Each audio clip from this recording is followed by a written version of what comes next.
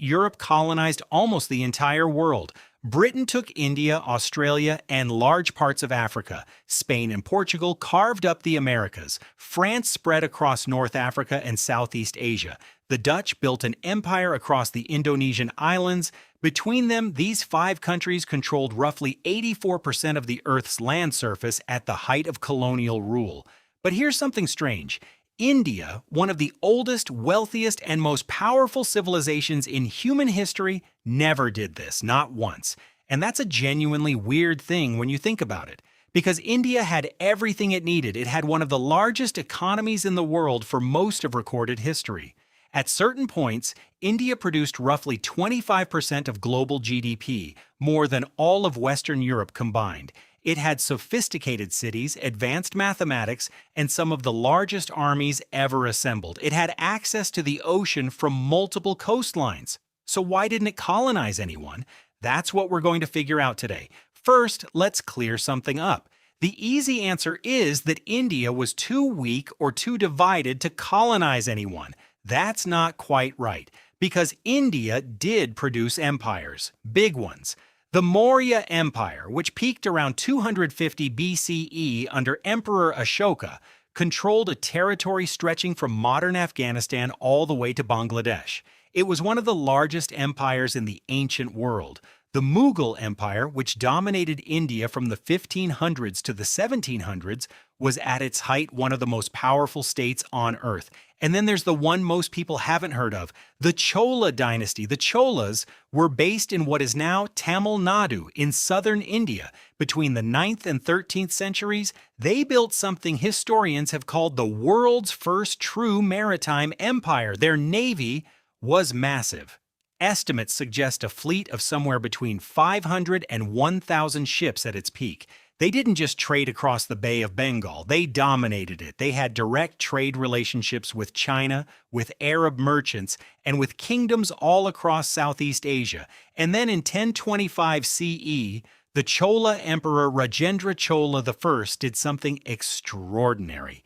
He launched a naval military campaign that crossed thousands of miles of open ocean, reached Sumatra and the Malay Peninsula, and defeated the Srivijayan Empire, which had been controlling and taxing the regional trade routes. This is a civilization projecting serious military power across the open ocean in the 11th century. So what did they do after winning? They went home. They didn't set up a permanent colonial administration. They didn't extract resources from the conquered territory on a generational scale. They didn't force the local population to convert to Hinduism or pay ongoing tribute indefinitely. They broke the trade monopoly that was hurting them, restored the defeated kingdom to a local ruler, and sailed back to India. Compare that to what the Portuguese did when they arrived in the same region just a few centuries later. They built forts, they installed governors, they forced conversion, they extracted wealth for over 400 years. The difference couldn't be more stark. So why did the Cholas go home instead of staying? Part of the answer is practical. India was already so wealthy from trade that permanent overseas occupation wasn't necessary. The goal was open trade routes, not territory. But part of the answer is also philosophical. The Indian model of power and influence was fundamentally different from the European one.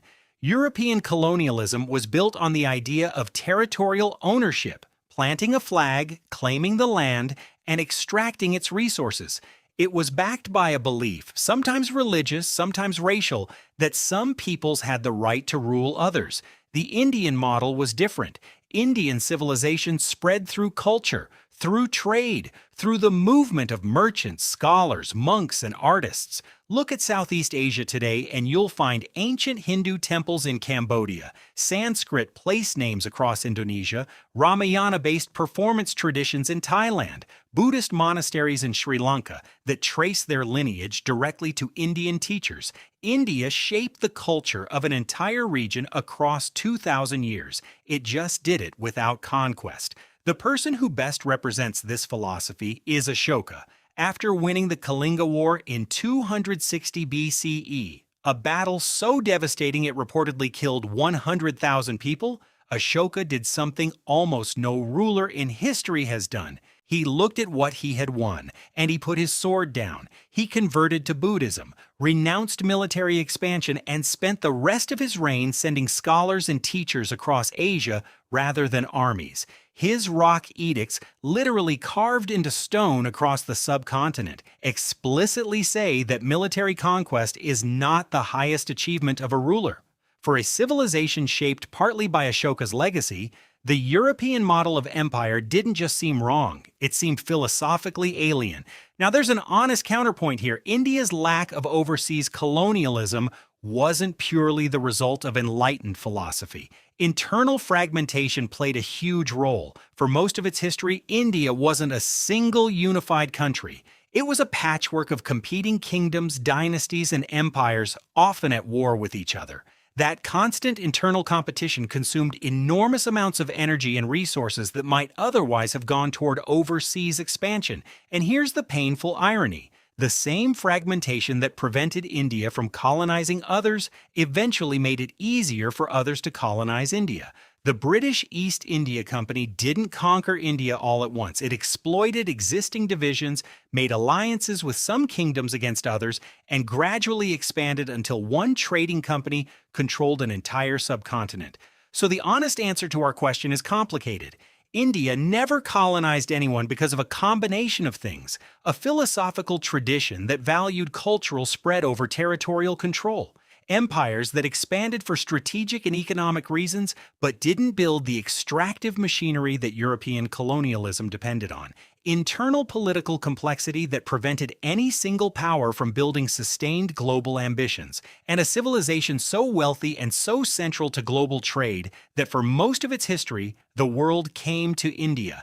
India didn't need to go to the world. The real question, the one worth sitting with, is this: if the most powerful civilizations in history had followed the Indian model instead of the European one, what would the world look like today? Leave your answer below.